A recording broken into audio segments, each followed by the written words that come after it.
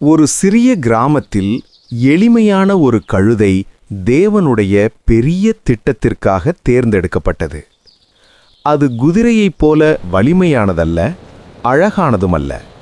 ஆனால் அந்த ஆசீர்வதிக்கப்பட்ட நாளில் அது இயேசுவை தன் முதுகில் ஏந்தி நகரத்திற்குள் கொண்டு சென்றது.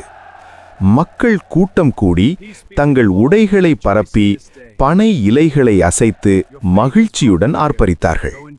அந்த ஸ்தோத்திரங்கள் கழுதைக்காக அல்ல, அது ஏந்திய இயேசுவுக்காக இருந்தது. அந்த கழுதை பெருமைப்படலாம், ஆனால் அது தாழ்மையுடன் இருந்தது. தன்னை பற்றி அல்ல, தன்னுள் ஏந்தியவரை பற்றி அது அறிந்திருந்தது. அமைதியாகவும் விசுவாசத்துடனும் தன் பணியை நிறைவேற்றியது. அதேபோல் நாமும் நம்முடைய வாழ்க்கையில் இயேசுவை சுமந்து செல்ல அழைக்கப்பட்டுள்ளோம்.